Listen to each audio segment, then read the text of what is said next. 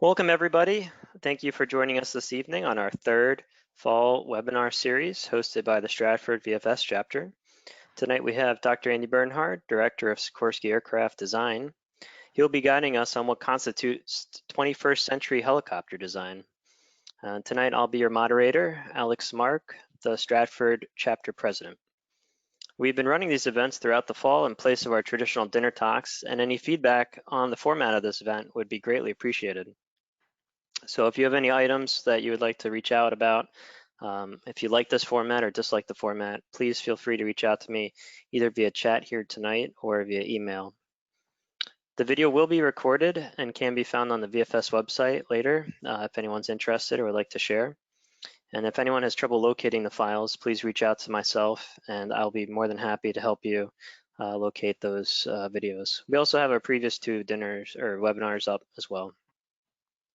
Our last webinar of the fall series will be hosted next month, November 18th.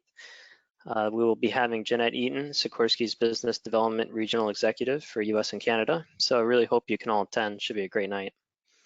We've received a great number of abstracts from the LinkedIn competition. Thank you all for who applied. I know quite a few people personally who applied this year, and I'm really excited to see what comes out of that. We'll be holding the virtual event on December 2nd, so hopefully all of you can attend. If you have any questions during the presentation, please feel free to reach out to us with those questions using your question box on the webinar control panel. This should be on the right-hand side of your screen. We'll be answering the questions at the end of the meeting, end of the presentation, and we'll be sure as we're answering the questions that we repeat the questions for you. Tonight's event is sponsored by Dassault Systèmes. John Dixon, Client Executive for Aerospace and Defense, is here with us tonight. Thank you so much, John, for all of your support for the local chapter, and let me hand it over to you. Thanks, Alex, and I'm excited to continue our partnership with VFS, and especially given the topic tonight, because Dassault's mission and with all of our partners is to enable them to take a look at new ways and innovative ways to design the products that are influencing and changing the 21st century. So really excited to be sponsoring tonight's event in particular.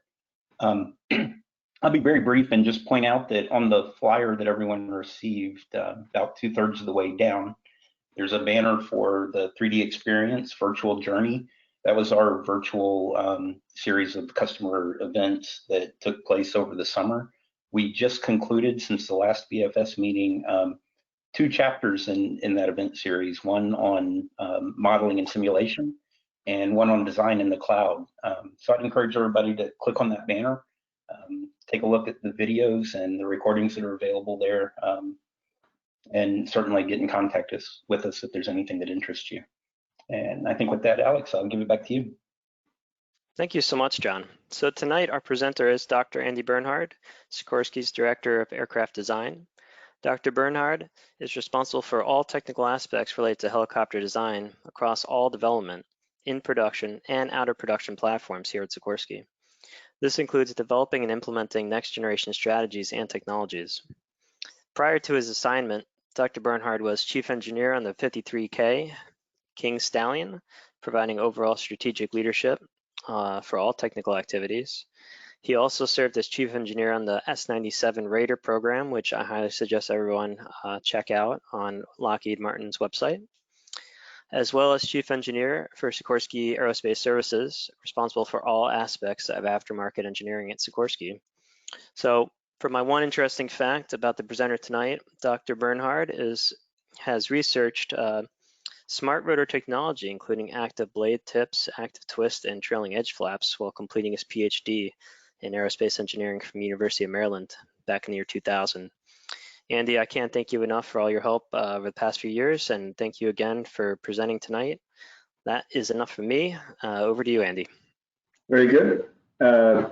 Thank you very much for that introduction and those kind words. Thank you also for the work that you do to keep the chapter vibrant and alive. The non-competitive aspects of the industry association is very important for STEM and bringing in that next generation of engineers and creating an area where we can exchange ideas outside of the normal competitive world that we're in 24/7. So thank you for that. John Dixon, we certainly appreciate Dassault Systems' partnership and work to bring 3DX into our product lineup. You'll see some of that in action today. Very much also appreciate the sponsorship for the event tonight.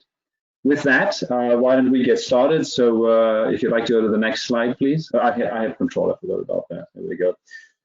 So I thought I'd just start off very briefly by giving a huge shout out to the Vertical Flight Society.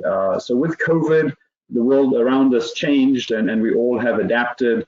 The forum was scheduled earlier this year and then was rescheduled and ultimately rehosted as a digital or virtual event a few weeks ago, which was, from my perspective, roaringly successful. So, kudos to the VFS for that. And so what I thought I might do in context is actually talk about this year, 2020, and the humble origins of the then American Helicopter Society's initial footprint in the digital domain. So if you look at that middle picture, that is, the website as it exists today, very rich in terms of graphics, content, library functions, access to information, opportunities to network and connect, and a full-featured website. Back in 1996, the then American Helicopter Society realized that it was time to join this communication revolution and put forth a competition open to students to design a web page for the American Helicopter Society. Two student teams won and created what you see on the left was the original inaugural AHS website. Very simple, very streamlined, not a lot of fancy graphics, a fledgling database for AHS journal articles, and a few other elements. It was originally designed by my colleague, Dr. Cliff Smith at Sikorsky, and his team partner, Dr. Nita Tracy, who now works at Pratt & Whitney, and my project partner, Dr. Judah Milgram from Naval Surface Warfare Center. The one interesting fact that I'd like to share here with you is not only have we moved forward in the last 25 years and has the AHS, now VFS, been successful in hosting a virtual forum, but it is fortuitous that with these name changes from American Helicopter Society to AHS International, recognizing the broader community and ultimately to VFS, is the fact that the website domain name is vtol.org. And you might ask yourself, why in 1997 did we not pick ahs.org? That is a very good question. And as much as we like to think we're cutting edge technology, aerospace, all the good things that make us the forefront of what we're doing here, it was very humbling to discover that we had been beaten to the punch and ahs.org had been claimed by the American Horticultural Society. So if any of you wins Who Wants to Be a Millionaire with why is ahs.org not associated with helicopters, I'd like a 2% finder's fee for that one. Very good. Moving on. Oops. Let's go back here. Hello. Can you take me back one slide maybe, Alex? My mouse seems to be stuck. Here we go. Good. Why am I here? Andy Bernhard. The picture on the bottom left really sums up my motivations. That is a picture of me, yes, in very German lederhosen. My parents are from Austria, standing on the wing of my dad's Piper Arrow in South Africa, dated 1973. As far back as I can remember, I wanted to be an aerospace engineer. Never been tempted with anything else. I wanted to be part of the process of creating and building flying machines. In fact, when I was in grad school, my professor, Professor Chopra, constantly was suggesting interesting academic destinations for my career, and I resisted all of those. I interviewed at exactly one company, at Sikorsky, and have been following my dream ever since. My favorite picture from my over 20 years at Sikorsky now could be any one of pictures you see today in this briefing, but my favorite picture is the one in the middle. That is a Black Hawk UH-60M4 back in the early 2000s, when it had its first flight with the integrated vehicle health management system on board. That is that orange box in the inset. I had worked for a couple of years with a very phenomenal team of engineers to develop and ultimately install and test that system. And that is, to me, the first time that I was part of something that took flight, that added value to our customer. And COVID notwithstanding, when I do walk down the production line in Stratford, I cannot help myself. I'll always peek my head into a Black Hawk and make sure that that orange box is still in there, which is a manifestation of my passion for aviation and for all things Sikorsky. And to maybe cast our eye to the future, the picture on the bottom right, that's the next generation. That is my little boy, Andy the Fourth. We're not very creative with names in this family, but he's standing on the stub wing of a S-70I at the Stewart Air Show, also in Lederhosen. I'm happy to report they're a new set of Lederhosen, but perhaps his career path will also take him through STEM into following his passions and excitements.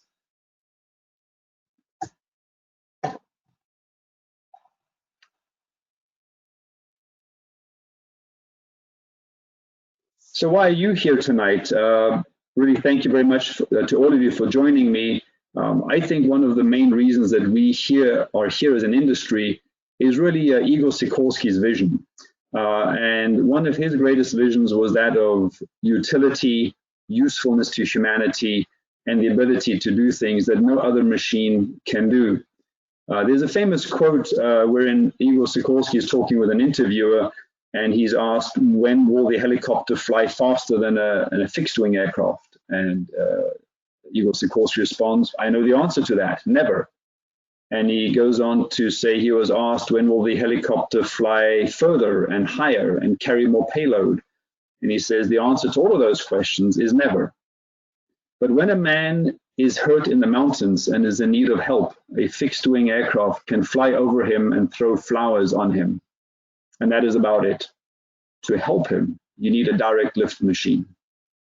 And that vision became a reality on a stormy day in 1945, Pennekamp Reef in Long Island Sound, not far from Igor's factory, where he and his band of merry men had been developing the R4 and adding features such as a rescue hoist.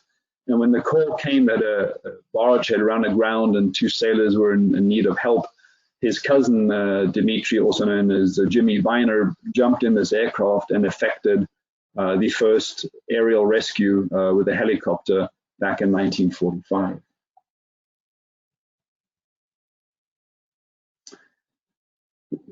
Forgive me. As we look at this mission of utility and rescuing people and sending pilots and crews into harm's way to help people or to execute dangerous missions or to fly missions that are important for business and VIP, I'm always humbled to think about how difficult and dangerous that is, and that sometimes these missions do not work out as intended. This story is from 2004. It is a freighter called the Selendang Ayu, which ran aground 750 miles west of Anchorage. This was in seas, 30-foot waves, 60 knots gusting winds. 18 sailors had been rescued, 8 were still aboard. A Jayhawk arrived on station, got 6 of the sailors into the aircraft when the aircraft was unfortunately overcome by winds and waves and went into the ocean. 1 of the 6 sailors survived, the 3 crew on the aircraft survived. And if you have ever wondered how powerful the ocean is, you can see the fuselage that washed up on shore on the bottom left, and you can see what happened to the tanker when it ultimately broke up in the surf zone on the right. This story is one that humbles me and motivates me and reminds me every day that I come to work at Sikorsky to ensure that the aircraft we design and develop provide the best possible chance for those brave crews and the professional crews to execute their mission and for people to come home safe every time. with that, I'd like to play a short video to highlight a variety of the products that we are very proud to have developed, to be developing, and that are flying out there before we continue the rest of the brief. So if you can please play the HAI video.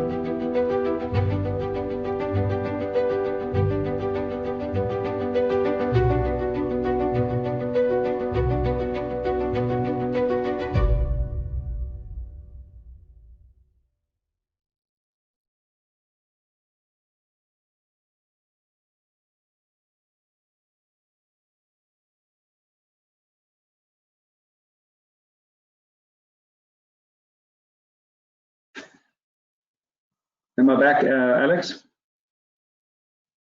Yes, you are back. Thank you.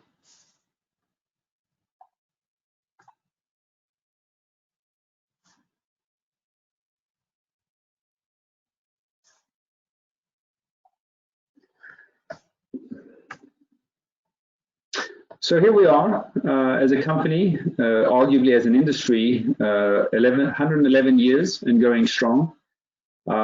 A long way from back in 1909 and 1910, when a young 18-year-old Igor Sikorsky in Kiev, then Russia, was tinkering with his dream to build a vertical lift machine, a coaxial helicopter or coaxial rotor system that he mounted atop some sleds.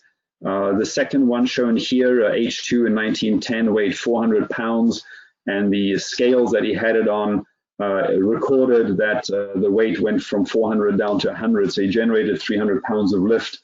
Realized he didn't have the tools and the technology to make this a reality, so he reinvented himself and went on a detour through fixed-wing aircraft, multi-engine aircraft, enclosed cockpit aircraft, flying boats, and ultimately came back in 1939 with the VS300 and created the iconic single main rotor, single tail rotor configuration, as he would call them, direct lift machines or helicopter.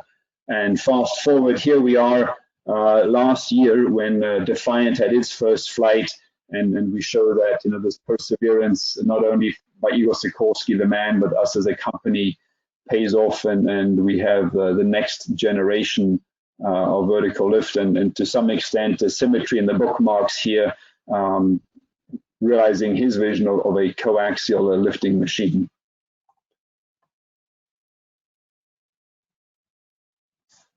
So to put this history in context, I decided to zoom in for the last 50 years.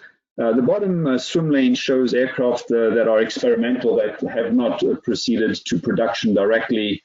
The middle swim lane is a development aircraft that ultimately did proceed into production, which is the upper swim lane. And then maybe for those of you who are purists at heart, the images that have a little yellow star in the inset are, as best as I can ascertain, either first flight or original first delivery flights. I'm trying to get my hands on all of them to have a complete set. But the takeaway here is really this, that to the left of the left-hand red vertical line in the 70s and early 80s, we had extensive development across multiple experimental platforms, ranging from speed to basic research, that led to development of iconic platforms and ultimately production. The S-76 family, almost 900 aircraft and almost 8 million flight hours. The iconic legendary Black Hawk, over 4,000, 15 million flight hours. 53 Echo, the triple engine version, 235 were built and over 1 million flight hours. And then from the early 80s until the late 2000s, not that much work as we focused a lot on that production, some development with the Comanche, which unfortunately did not come to fruition. And then really only one major development program, the S-92 in its own right, a very successful program, over 300 sold, almost 2 million safe flight hours. And then we had the late 2000s, 2010, where we reconnect the dots into speed. We fly the X2 technology demonstrator out to 250 knots. We developed the S-97 Raider, the Defiant. We production develop and take into production the 53K. There's a 4 flight test aircraft, 4 government production representative test aircraft, and the first few low-rate initial production aircraft are in fact on the production line in Stratford, the beginning of a program of record of over 200 aircraft. And then with the development of the X2 technologies, we're now opening the door to pursue the next major programs that will rival those in the 80s and 90s of the Black Hawk, FARA and FLRAA, hundreds, if not thousands of aircraft. So very exciting time for us in this domain. Andy, I'll be changing the slides from now on just to avoid any more lag. So just cue verbally. Very good, easier. I shamelessly stole this slide from my boss when he took over as a VP of Engineering and Technology a few years ago, but it's a slide that really tells the story and has stood the test of time of these 2 years. And it talks about essentially the 3 elements of what it takes for us to be a successful engineering community. On the one hand, we have a unified vision in terms of Sikorsky innovations and 3 technology pillars: speed, autonomy, and intelligence. 10 years in the making, those pillars are now actually being moved out of the innovation world and are being productionized. Speed in terms of FARA and FLRAA, autonomy in terms of matrix, and sometimes a little bit more behind the scenes, but certainly there, the intelligence aspect. And in fact, that has also been elevated above Sikorsky at the corporate level at Lockheed Martin. And watch this space, very exciting. We will be announcing the 3 new pillars that we've been developing as technology thrusts to fill those vacant slots. In the middle, then, we're executing these programs. Most excited, for me, most excitingly, the American president will no longer be stepping out of aircraft that had its first flight in 1959 and did not even make my 50-year history that I just showed you on the previous slide, the venerable H3 with the VH-92. And then, as you can see, some of the other key development programs we have, Air Force Combat Rescue, 53K, the work we're doing on Defiant and Raider towards FARA and FLRAA, the Matrix aircraft, and MHP with the Canadians. And in order to make those 2 things, the innovation and the program execution work, is really the foundation of who we are, and that is the people and the processes. People in terms of leadership, making sure we're developing not only chief engineers, program leaders, functional leaders, but also technical leaders. We're expanding our tech fellow career ladder down into the entry-level labor grades. We're focusing intensely on global diversity and inclusion. And then I'll talk later on about it, but one of the key things that then makes this happen between vision and people is having the right tools. Next slide, please. So aircraft design, I'm very fortunate to be working with a team of exceptional professionals spanning 5 key areas. The first one is airframe and subsystems. And by the way, I'm using S-97 Raider here as the visual crutch. All things airframe, landing gear, mission equipment, rescue hoists, and things like that. In the upper right is the equipment installation and wiring, which provides all the connectivity inside the airframe. Bottom left is propulsion and fuel systems. And then in the middle is the troika of dynamic systems comprising blades, rotors, and transmissions. And then the glue that holds a lot of this together is analysis, and we have a very strong structural analysis team that does both the fixed wing airframe type analysis and the rotating frame dynamic systems analysis. Next slide. three pillars that I believe very firmly in and that I'm trying to advocate for and imbue in the design team. And in fact, I was very excited earlier today when a entry-level engineer talked about some of these elements organically, indicating that this is flowing down through the organization. And these are first principles, design elegance, and high fidelity tools. First principles, all too often I find that excited, enthusiastic, energetic young engineers jump into the hard work of trying to solve a problem, and they reach out to the most sophisticated tools they can, and they simply forget that the simplest solution might literally be right in front of them, something that can be solved with F equals MA, a hand calculation, a simple design rule, without reaching for the most sophisticated option first. The picture that is there is, in fact, from our now tech fellow for transmissions, his design layout for the 53K transmission. He laid out the entire main gearbox on a yellow legal pad by hand, and arguably that has completely stood the test of time because he applied first principles and very basic ideas to create the idea. The second part is design elegance. This is not design beauty, it's not design aesthetics, it's form follows function, the right design for the job, the intangible quality that when a series of engineers are reviewing somebody's design, they look at it, it looks right, it feels right, and 99.9% of the time it turns out to be right. I have some colleagues who are hell-bent on trying to define and put into writing what constitutes an elegant design, and I jokingly tell them that as soon as they actually write it down, that by definition is no longer elegant.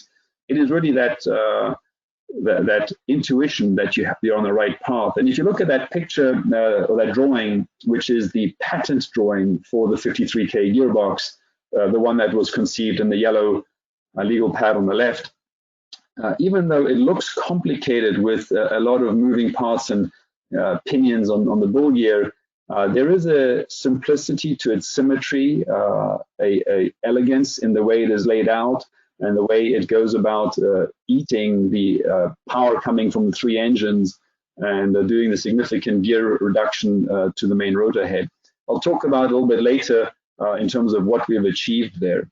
And then the third part is, that said, even though we'll do pen and paper calculations and design rules of thumb, when necessary, we will reach to seek out the most sophisticated advanced tools to create these amazing new designs to give our customers the ability to execute their missions. Next slide. On the topic of first principles and design elegance, we've started a lunch lecture series, and we recently had one of the first ones by Dave Hunter, a 45-year veteran at Sikorsky, who in fact personally worked on Black Hawk back in the late 70s, early 80s. And he gave a very engaging talk on his experiences and examples of first principles. He even listed or showed pictures of some of his books from his library that are clearly well worn and show their vintage because they're old school hardcover with no fancy graphics on the front, but the mathematics and the physics inside them is just as relevant now as it was then. And I'm very humbled by an insightful quote that he had standing there by the head of a S97 rotor head. And his quote was, "First principles is a culture and not a standard work," meaning it is part of who we are that we seek out the simplest solution. We have access to the basic principles, fundamentals of what we're doing, and then use that as a stepping stone to the most sophisticated work and analysis. Next slide. So as we look to what we're doing here in the 21st century, one of the most notable evolutions is the work on composites. Sikorsky has re-engineered, validated, and deployed a composite airframe construction, and along the way won numerous awards, including from one of our toughest customers, the Navy. Legacy aircraft across the industry typically use sheet metal built-up construction. heavy, large part count. With composites that have better load carrying capability for given strain levels and lower weight, we've been able to show 20% weight savings, part count reductions on the order of several orders of magnitude, and thereby reducing lead time and cost also. One of the key things is, as you look at that, ACAP was our demonstrator aircraft, 85% composites by weight, Comanche similar. 53K is our first production aircraft with composites, roughly 39% by weight, more like 65% by wetted area. And then Raider, we're ramping that up significantly, almost 70% by weight and about 80% by wetted area. And then this sets the scene for us to compete for FARA and FLRAA, where these aircraft will be substantially composite fuselage designed and fabricated. Next slide. Speaking of, I'm happy to announce to the world that Sikorsky Aircraft, the preeminent manufacturer of helicopters, is now back in the business of being an airframer. You may recall that the S-92 has large portions of it made by the supply base, as do many of our other aircraft. And with Comanche not coming to fruition, we're now working on FARA, and the images here are the first parts for the all-composite empennage that we're building. And with that, we're very excited to be back in the business of building airframe components in-house. Next slide, please. So with that comes the use of tools and advanced technologies. And the model-based design is one of the key enablers here. And as John Dixon mentioned, our chosen partner here is Dassault Systems, Lockheed Martin Aeronautics, and Lockheed Martin Rotary and Mission Systems. The Sikorsky line of business have selected Dassault Systems, and we're building on our CATIA V4 and V5 legacy with them to their larger ecosystem called 3DX, 3D Experience, which includes CATIA V6 and a whole host of additional well-integrated tools, which we're using, to some extent exploring, also trying to integrate additional third-party tools that we'd like to continue using with that. To that end, there are phenomenal opportunities to allow for design discovery upfront, to find those things that make it hard to build the aircraft that result in errors and poor lead time downstream. For example, this dovetails very nicely with our work on virtual reality and variational tolerance analysis, and also opens the door for us to engage in additive manufacturing. Not only additive manufacturing for the sake of additive manufacturing, but additive manufacturing where we use upstream design tools specifically targeted and tailored to create designs that can only be manufactured additively. Probably the most significant development in manufacturing in the last 40 years, in my opinion, with significant weight savings that are potential possible. Constraints such as cutter depth, cutter radius, cutter wear are no longer constraints, especially when we talk about things such as open lattice construction.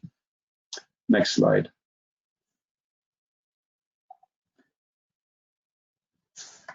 In conjunction with that model-based design are the use of very sophisticated tools.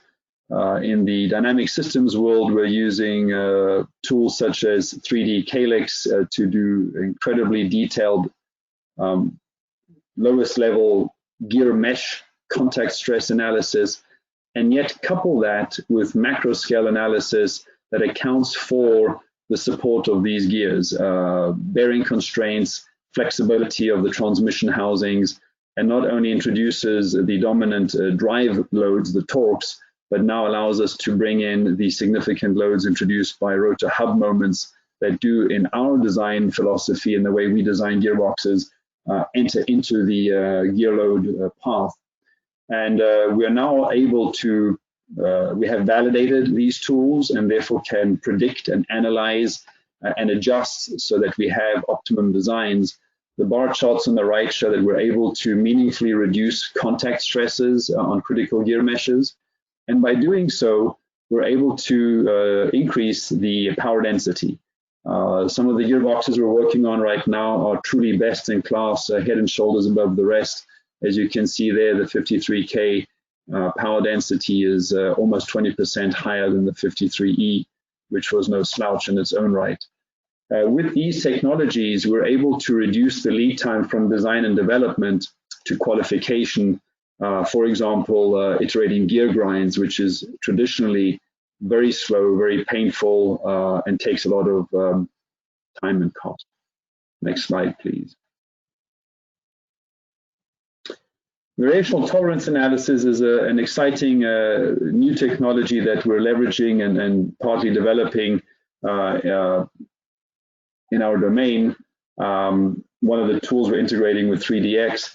This is a 5-step process to evaluate and optimize an installation in a virtual environment, the build before you build, if you will.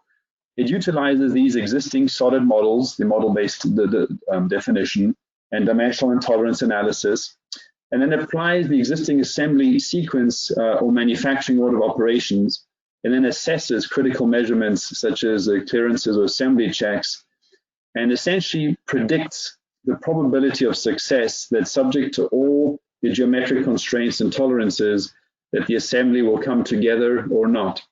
And as a result of that, you can then either dial back some of the tolerances to reduce cost and lead time, or tighten up some tolerances if you need to increase the probability of success for the parts going together. We have found a great success in some of our production work, where what used to take double, if not triple digit control point verification that would take weeks, that works on the first time, and things that used to take multiple shifts to assemble can now be done in a shift. Next slide, please. A different example of additive manufacturing, before I get to the core of design for additive manufacturing, is in the gearbox world. The automotive industry led the charge here and did a lot of this work for their prototype work. We're picking this up, and that is the use of 3D printing for molds for castings. The bottom swim lane is the traditional way that a casting is made. It's frankly Byzantine. In the bottom left image, you have a sand pit with sand and buckets and shovels and forms.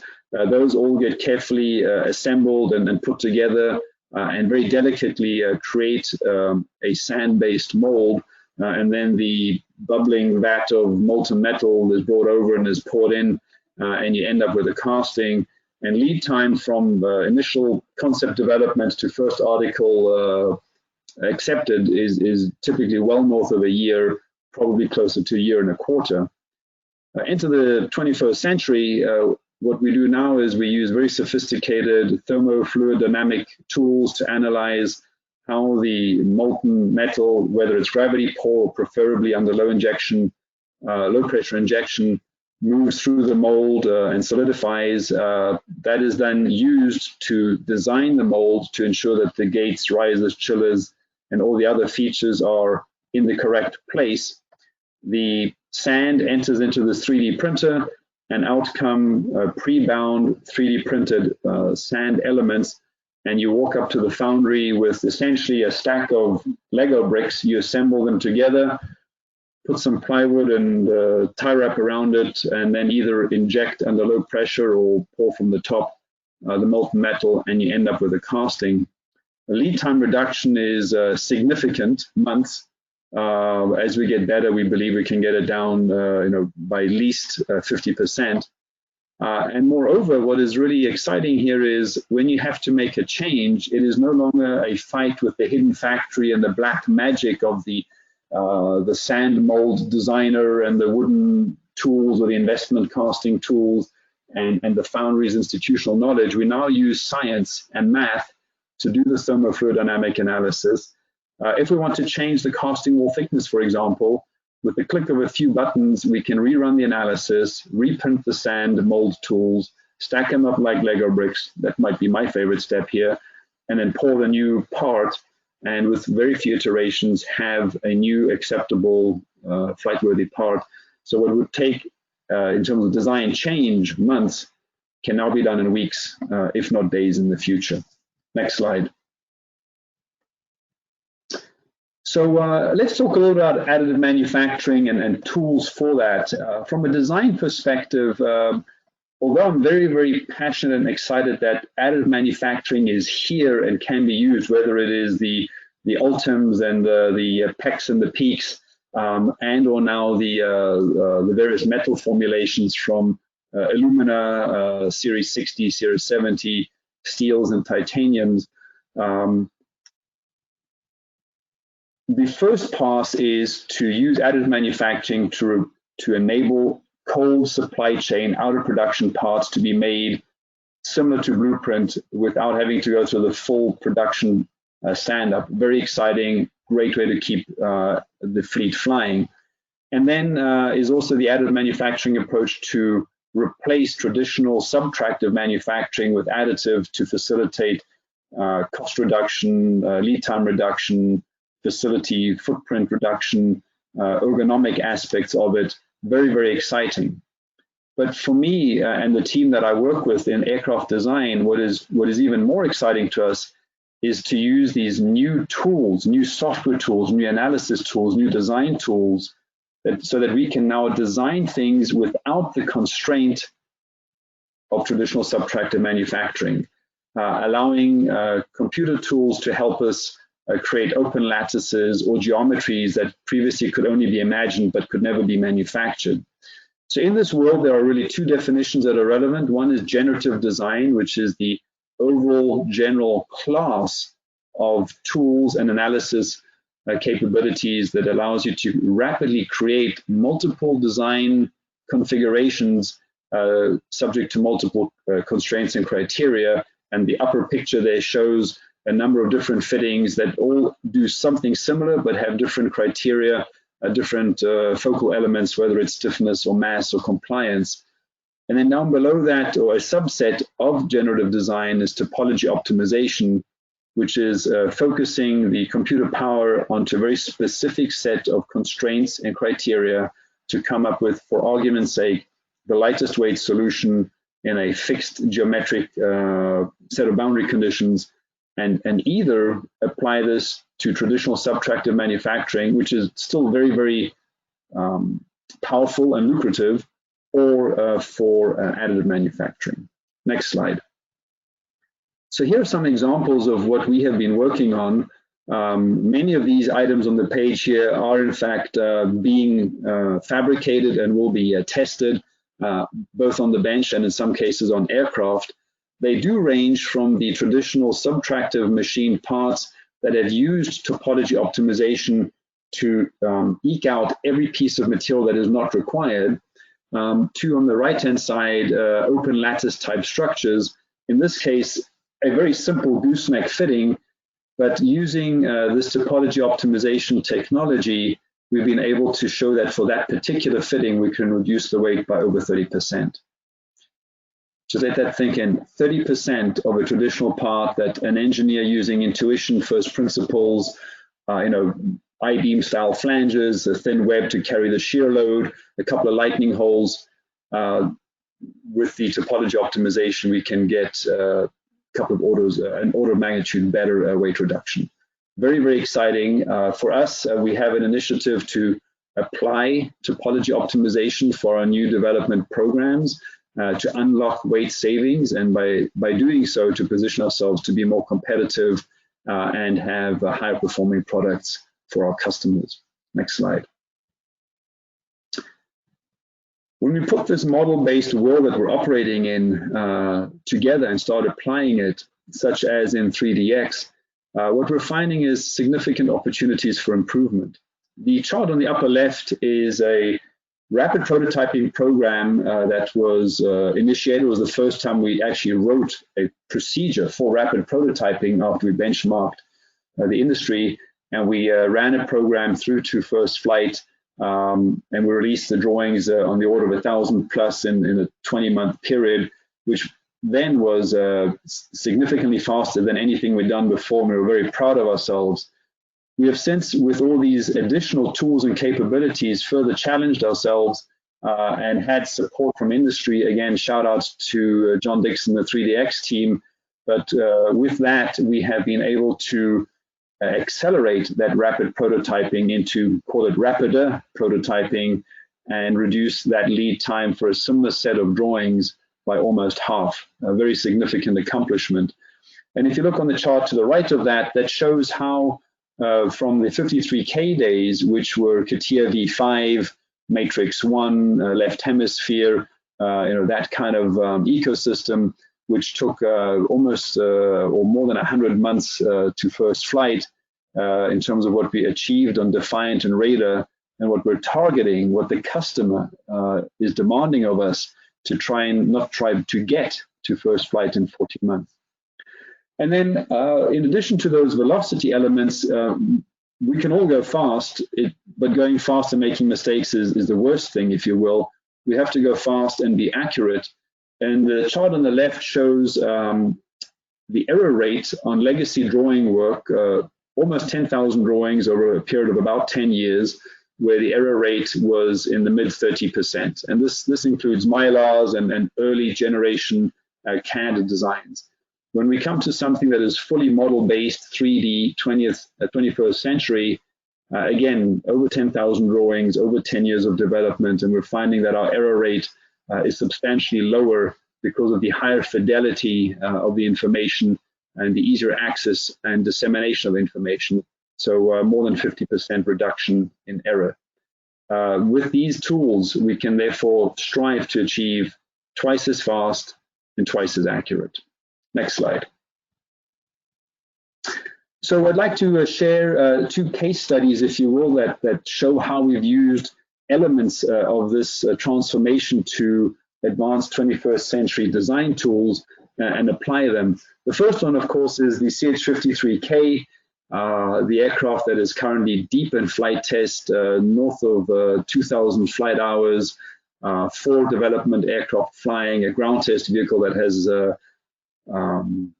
paid its dues, 4 production representative government flight test aircraft, and a couple on the production line.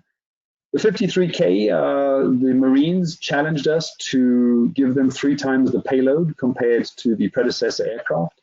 And to make it fun, they would not make the ships any bigger and forced us to try and package this enhanced performance in the exact same footprint. Jokingly, the requirement was the shadow on the ground could not be any bigger, but 3x payload range for hot and high air conditions. How do we do that? 4 or 5 key technologies. Working away from the outside in, rotor blades, latest generation composite blades. These are the largest composite helicopter blades in the world. Yes, the turbine people make bigger blades, but they don't really go anywhere. These blades, centrifugal load at the root is over 100,000 pounds. The lift of each blade exceeds the weight of a Black Hawk. That is then married up with a transmission that I mentioned earlier is best-in-class split torque main gearbox with power density ratio better than anything that we have ever designed and built. That is all driven by GE's latest T408 GE38 engine, 65% more power, 50% less parts, 20% better specific fuel consumption. To put that in bold numbers, that is 7,500 horsepower compared to the Echo, which had 4,500 horsepower. So this aircraft has 22,500 shaft horsepower installed. I've had the privilege of working on this aircraft for a few years in my career. I looked everywhere. I have no idea where they're hiding all those horses, but in the pictures coming up, you'll see that when they get put to work, they can really do magic on this aircraft. As I mentioned earlier, composite airframe, first Sikorsky production composite airframe. There are metallic parts for some of the key load-bearing areas, but large portions are in fact composite, highly recognized and award-winning in the eyes of the Navy. This is then coupled with a advanced fly-by-wire flight control system. When you put it all together, this aircraft is designed to not only provide the warfighter capability to execute missions in the most demanding environments, it is also designed to do it reliably and at low cost. For example, the way the aircraft is designed with the fly-by-wire flight control rigging, which used to take multiple shifts, is now, for lack of a better description, pressing an I-bit, waiting for the computer to do its thing and get the thumbs up to go. Similarly, replacing an engine and rigging that, the old hydromechanical fuel control system took a fair bit of work to set up. With these static-controlled engines, is essentially can be done in less than a shift. Next slide. Actually, can you go back one other point to make, just to put this aircraft in context size-wise, max gross weight 88,000 pounds, total length from the tip of the refueling probe to the tip of the tail rotor over 100 feet, and then height close to 30 feet. What makes it really work is the cabin. That is a 10-foot wide, 6-foot high, 30-foot long cabin. Next slide. So what was our approach to getting this aircraft out into test and ultimately into the field? And IOT&E is going to start next year, which is when the customer tests it. It was really a holistic approach to risk reduction. Traditionally, most of our aircraft do have a gearbox test stand, which we had here. We did have a static test article where an entire airframe was put into a load fixture with dozens of whiffle trees and hydraulic actuators to do both static proof, static ultimate, and now fatigue testing. And then the two really big gems here are, one, the system integration lab that is almost 10,000 square feet of lab that has at one end of it a full cockpit, at the other end a full aircraft representative electrical power generation system, hydraulic power system. All the avionics and flight control computers are available, including flight controls up to the actuators onto the fixed end of a dummy swash plate. So you can test this with just the pilots flying the simulator or just the engineers doing system level checkouts between the generators and the power distribution units, or you can do end-to-end testing with pilots flying a mission and the flight control servos in the control room moving against the fixed end of a dummy swash plate. And then the other aspect of this was the ground test vehicle. We literally bolted a CH-53K, a flight-worthy CH-53K to Mother Earth and ran that through several hundred hours of ground tests. That picture down there is one of my favorite. That was one of the tests when we had almost max thrust and max hub moment, and I think we moved the Earth a little bit closer to the moon that day. Next slide. So when you put that together, you have an absolute workhorse for the United States Marines. The picture on the upper left is one of my favorite pictures. It's the first time we flew not just concrete blocks for the sake of testing load capability, but actually hooked up and flew a JTLV, a vehicle that the Navy, the Marines would use. The picture below that is with concrete blocks and steel ballast plates. That is flying with 36,000 pounds on the hook. The picture in the middle at the top is a Humvee being driven into the 53K. To put a Humvee in there, all you have to do is flip up the seats and fold in the mirrors, and you're good to go. Cabin can take 30 big, bad, armed-to-the-teeth Marines who are going to go take care of the nation's business. We're actually working on a center row seating to provide even more troop carrying capability. Picture on the upper right, this machine, 88,000 pounds, is no slouch. It can fly and keep up with the best of them, and it can maneuver in very, very tight spaces. Picture on the bottom right is tethered hover. Speaking of moving the Earth closer to the moon, we pulled on the Earth with over 100,000 pounds there, so that was quite a big deal. In fact, the picture on the bottom left at 36,000 pounds was a Western Hemisphere record. The aircraft was flying above 90,000 pounds that day, truly phenomenal. And then the picture in the sand is one out at Yuma that really belies the ability of this aircraft to fly with advanced flight controls. If you're flying a traditional helicopter with rate command, attitude hold, arguably a little bit of seat of the pants type flying. You get into brownout. It is very complicated to integrate all that information coming in through your cockpit displays and your personal feedback and control the aircraft a few feet left, a few feet right, up and down. In the 53K, you can set the aircraft on a waypoint to come into a 50-foot hover, let go of the controls. Then either the crew chief directs you or ground troops direct you, and the pilot can literally use a beeper on his controls and beep the aircraft in 1 or 5 foot increments, up, down, left, right, forward, back. Really tremendous ability to fly that aircraft differently, and allowing the pilot to focus on executing the mission and not fighting the aircraft.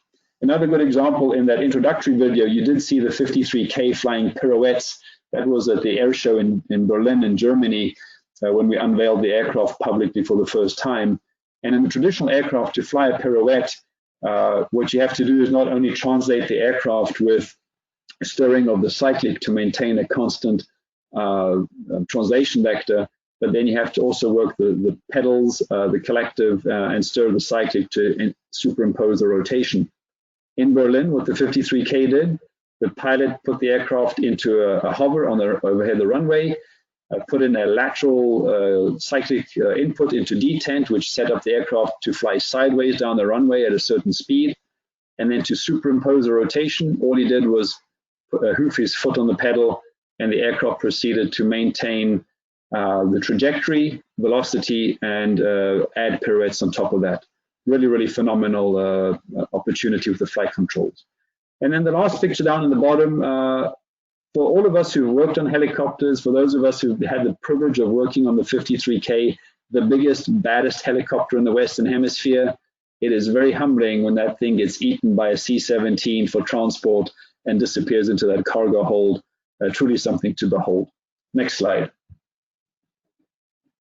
So going from 88,000 pounds of performance and ability for the Navy and Marine customer to execute the hardest missions in faraway places, and a product model for us that is going to generate great revenues for the 2020s and 2030s.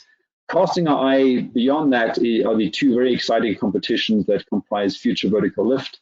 That is FARA with Radar X, the S102, and FLARA, not yet named, but from a numbering perspective, that will be the S103.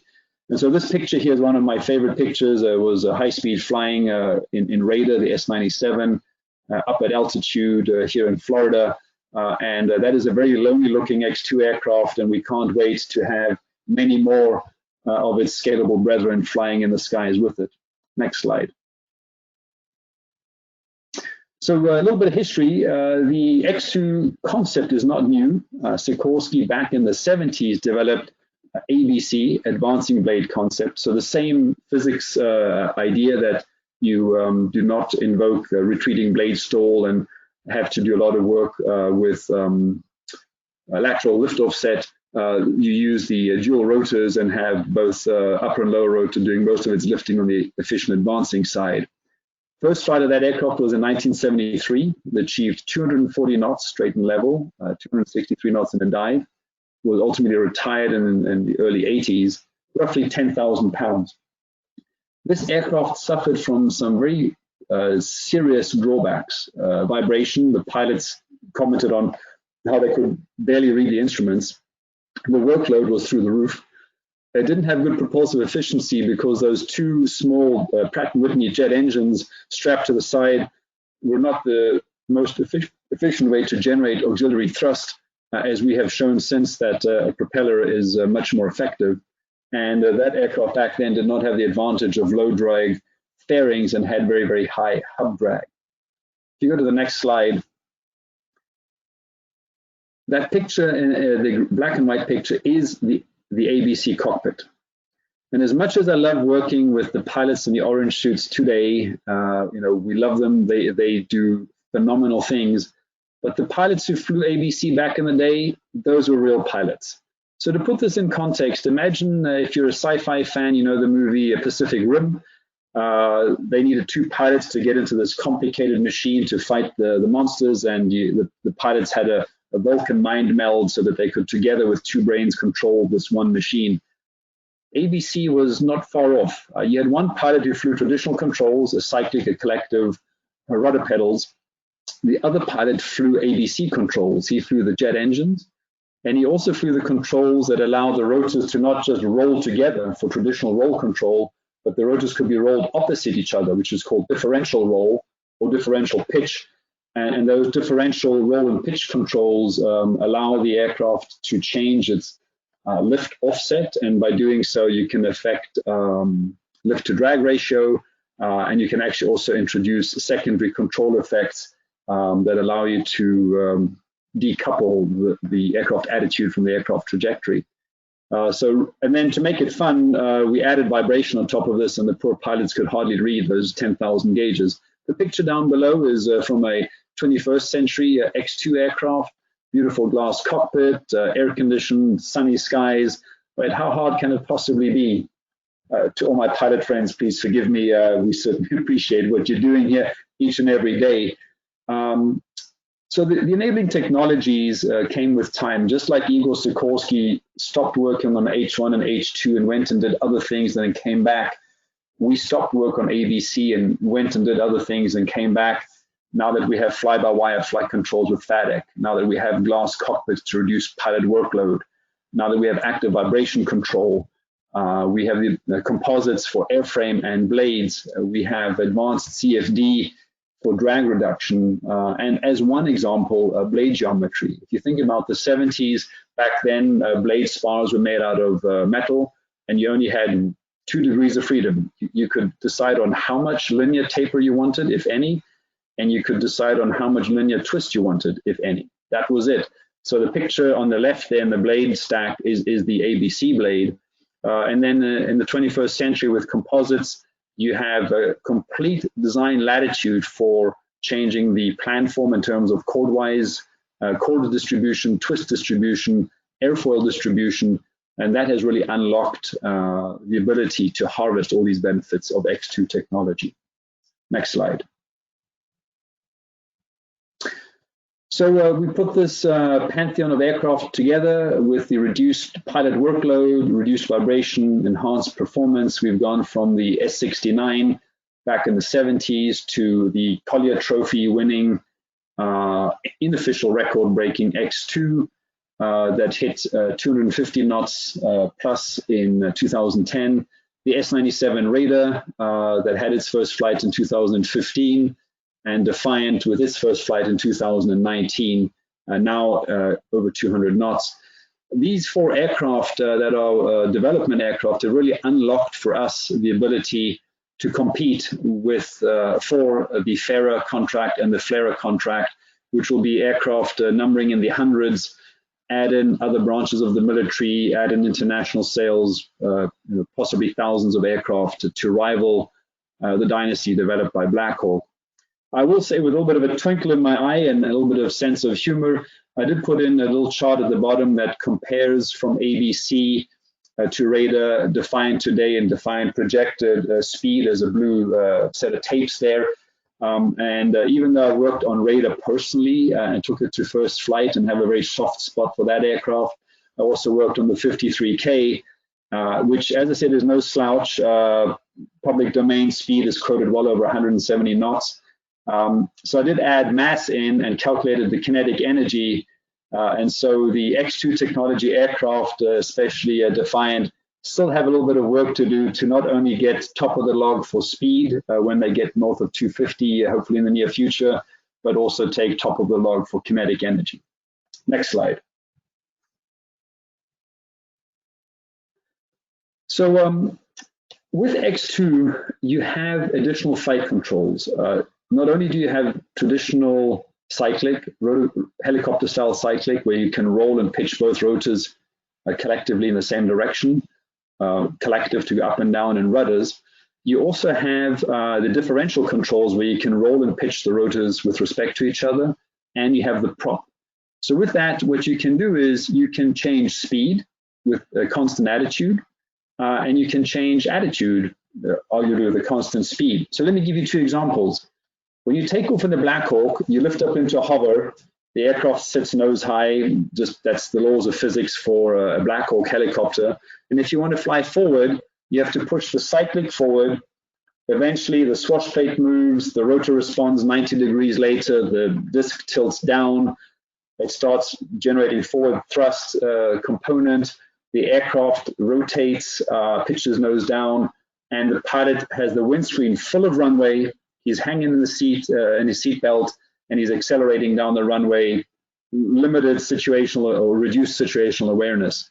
An X2 pilot can lift into hover and take off like a helicopter. He can also simply engage the prop and accelerate straight and level with great situational awareness. Another example is hover attitude. In a traditional helicopter, you'll hover nose up and right or left wing down, depending on what kind of rotation you have for your helicopter main rotor blades. In an X2 aircraft, you can lift into hover, and if you want to point the nose up because there's something interesting or battle space you have to pay attention to, you engage the prop and you sit on the prop nose up. If you want to sit nose down, you put the prop in reverse and you hang on it, and you can get the nose down and have that kind of operational awareness. And then, of course, during any flight maneuver, you can do the same thing and essentially tailor your attitude separately from your trajectory. Next slide. So what that means is when you put that together, you can fly maneuvers in a different way. And we have shown that, for example, for a quick stop maneuver, if you fly it in a traditional black helicopter mode, or even we've done it with the Black Hawk, you need a certain time to get from, say, 150 knots to hover. Using X2 technology, where you can use the prop to accelerate and decelerate, you can do that in less time, and therefore, again, give the warfighter discriminating maneuver capability. Next slide. So we're very excited about the progress we've made. The picture on the upper left is from August, when we had the opportunity to fly our first customer in radar. A picture on the bottom right is from that. It's on YouTube if you want to look at it. Picture on the bottom left is with the aircraft demonstrating nose high hover. There are also scenes of nose low. I did mention the portable radar up on that cloudy day being lonely. We've had some very exciting opportunities to fly radar and Defiant together, visibly demonstrating the scalability of this product from a 10,000 pound radar to a 30,000 pound Defiant. And as much as I have enjoyed and really am passionate about sharing what we as a company can do with 21st century design and applying that on the K and what this means for the future on radar and FVL, I'd like to close with a video that is also available on YouTube, and let one of our pilots, Christian Corey, he's the gentleman in the orange suit, let him tell you a little bit about what does it mean to fly an X2 technology aircraft and put all this design work together. What is it like from the front seat? So if you can please cue that YouTube video, I'd appreciate that.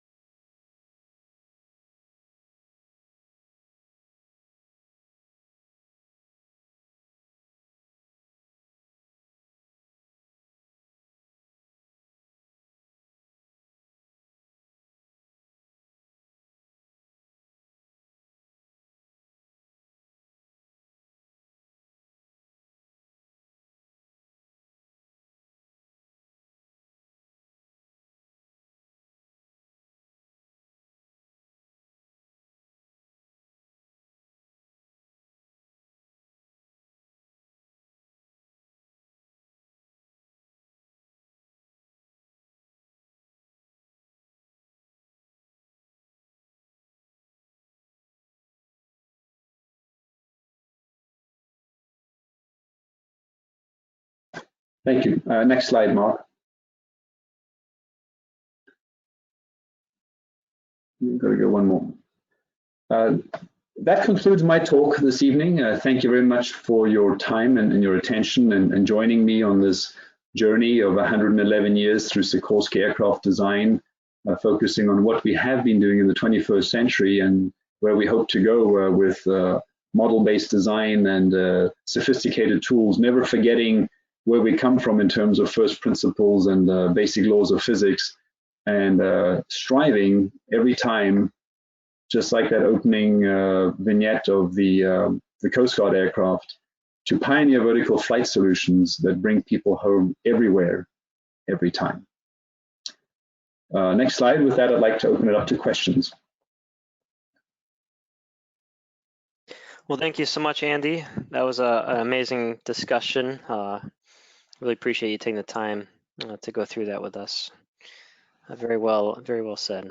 So we got a couple questions that have come in. Just pulling them up now. So John O'Neill asked 2 questions just to get us started here. So first question for you is, what do you see as the largest opportunity still ahead of us? John, I think there are 2 big opportunities ahead of us. Some aircraft are going to still continue going through a modernization cycle. I think the Black Hawk in and of itself is here to stay for a long period of time. We have a large installed base in the United States and internationally. And there's some very exciting incremental developments that are taking place to keep Black Hawk relevant and be able to execute missions for the customers. Then we move into 53K, that is at its early stage of introduction to service, that is around the corner, and the career that spans decades with upgrades there. And then really the holy grail for us for the 21st century is to succeed in our pursuit to win FVL contracts and create those technology solutions, not only for the sake of technology, but also to implement them as fielded products to develop, on the one hand, a revenue stream for our company, on the other hand, immense value for our customers and operators. And then thirdly, in that process, to inspire that next generation of kids who might be standing on stub-wing absorbers of S-70Is at air shows and have them dream of working in the aerospace field. So I think the future is very exciting in terms of the application of technology and science for aircraft that are flying today and aircraft that we haven't even imagined yet. Thank you. So for his second question, what was the biggest challenge overcome on the 53K program? Ooh, that's a tough list. The K, you know, when the Navy challenged us to package all of this performance into the same footprint and to take cost out and enhance the reliability and add capability, that is difficult and challenging. I'd say for me personally, the challenge was turning the corner from flight test discovery. If you design an aircraft that has no discovery, you didn't push the envelope. You have too much weight, you have too much conservatism. You have to push the envelope, and you try and find most of that. And we did find a lot of that in the risk reduction integration testing. But you can and you do find problems on the aircraft in flight test. And really the biggest challenge there is to rekindle that culture, because these aircraft developments happen at such long intervals of attacking the problem and driving velocity into the problem correction and correcting the problem appropriately with on the first shot, if not on with the minimum number of iterations. The Navy is a very demanding and very tough customer and has held our feet to the fire. We've worked well with them. It is a team activity. They are the customer, but they're very integrated with us in flight test. And so learning how to fight through those small and large discoveries has been very, very formative for us. And in that process, I think that slide that I had about 50 years of development is really meaningful and important. Is in the 70s and 80s, we had engineers go through development programs fairly quickly and learn hands-on what does it take to build an aircraft successfully. In the late 80s, 90s, early 2000s, we didn't have a lot of development programs. The 92, was 10 plus years. MHP was in that range, 53K in that range. But we're now fortunate with X2, S97, Defiant, FARA and FLARA, that we have teams of engineers, or at least even processes, that go through that development cycle, and we become much better and much more efficient and proficient at it. So I think there's a silver lining there, that we are better positioned for higher performing products and to be more competitive to win those contracts. Great, Andy. So another one that came in. What are some challenges that you foresee in the upcoming year for aircraft design? I think the elephant in the room is COVID. I'm incredibly humbled and privileged to be working with a team, a larger Sikorsky family, and our supply base, to include John Dixon and Dassault, who've been on the other end of many tough phone calls. When COVID hit, the aircraft design team went to work at home, and even though some elements of Sikorsky are coming back to support the shop and the factory, and we're still delivering aircraft to our customers, the design team, by and large, is working from home, spread across the country. And I think we have been successful based largely on the strength of our interpersonal relationships that we've forged and developed over the many years working together. And I think one of the biggest challenges in the next 12 months is, as we develop and define a new working environment normal, with more people working from home or telecommuting part-time, COVID and government regulation notwithstanding, is how do we rebuild relationships that by definition atrophy? Skype and video and Zoom can only do so much, traveling together, eating lunch together, burning the midnight oil together. Without those, you don't maintain and sustain those relationships. And then we've hired a lot of new engineers with a very high percentage of diversity, I'm happy to report. And we've hired engineers who started in March and have not even set foot in the Sikorsky facility, let alone seen an aircraft or smelled jet fuel, or seen their colleagues. And how do we integrate them into the career development path, into the networking across the company? Again, video and mentoring is good, but it's not the same as being sent by a boss down into the production line to go argue with the MRB engineer or the QA inspector and have those hands-on experiences. So we're looking to apply technologies, we're developing best practices and lessons learned. We're listening to that next generation of engineers who've come in on what they think works and doesn't work, to put us in the best position to continue to be successful in terms of business enterprise, add value to our customers in terms of still delivering the best helicopters in the world, and growing our employees, our engineers to grow their career path, grow their capabilities, grow their skills, so that they can face tomorrow's challenges with the same confidence that my generation has been facing them. Great, Andy. Thank you so much. I couldn't agree more when you talk about trying to climb on the aircraft. That is changes your life as a designer for sure. So we have time for about 2 more questions. I've got one more here. So one from Fernando from Sikorsky, Puerto Rico, actually. Additional to first principles, what else do you think young engineers of this generation should keep in mind when doing the work we do?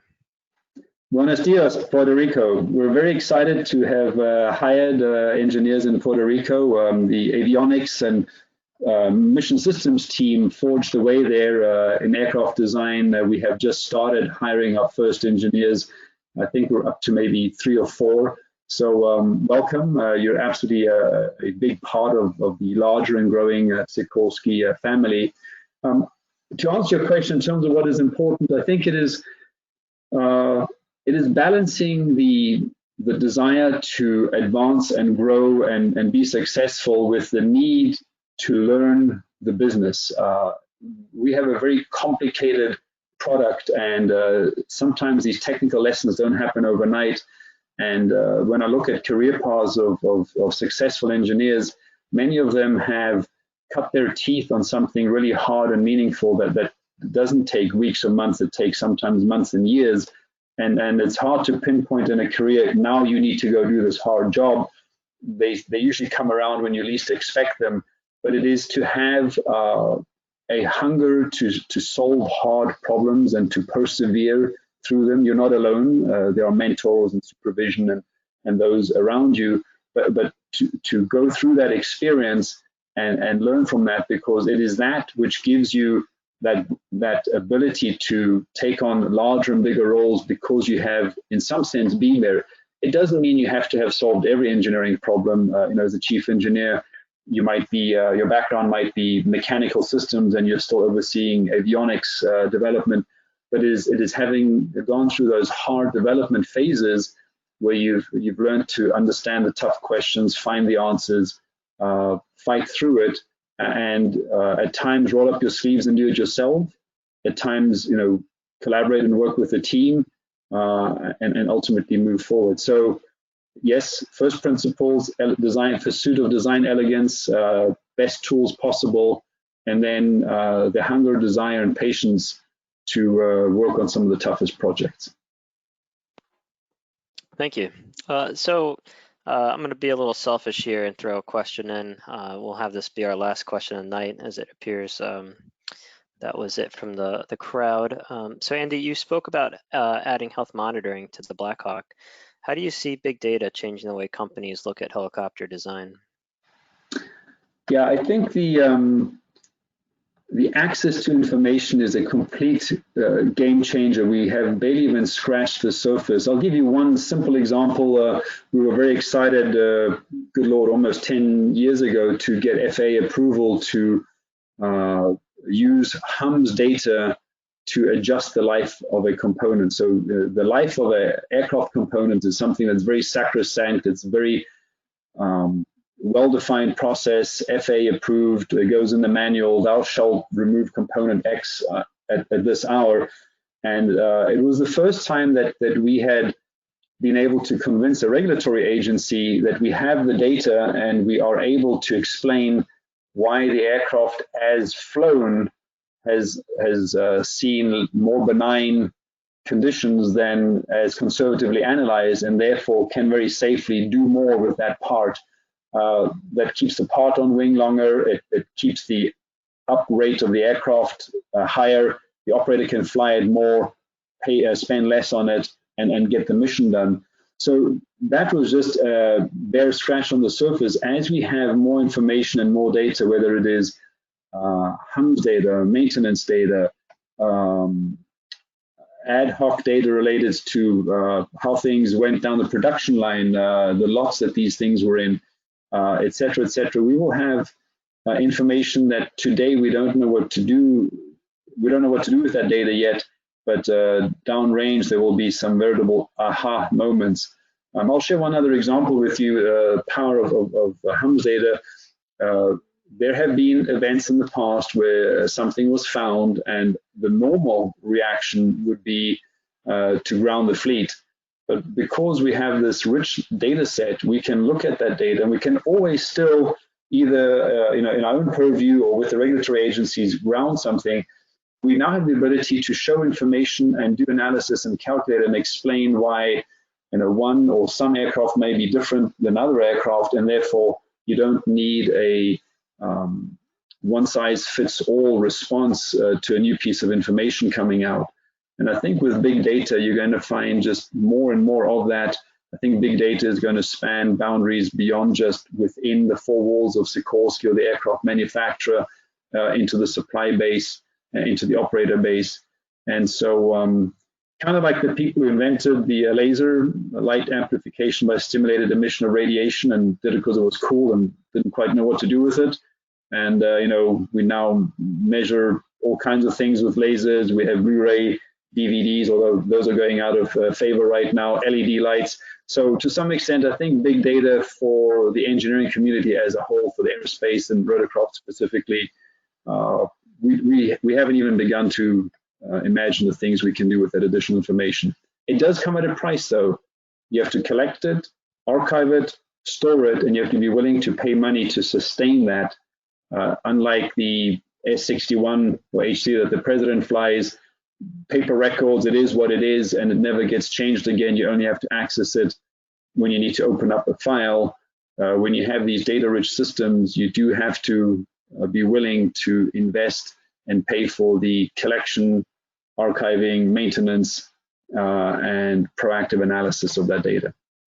It's an exciting time for sure, Alex. Oh, that's great, Andy. Thank you so much. I can't thank you enough for presenting tonight. Thank you for taking the time out of your evening, and I hope you have a great rest of your evening. I just wanted to mention real quickly, hopefully everyone can make our next webinar November 18th, and also the lifting competition, which is very important for a lot of young engineers. That is December 2nd. So thank you again, Andy, and have a great evening. Thank you. Bye-bye.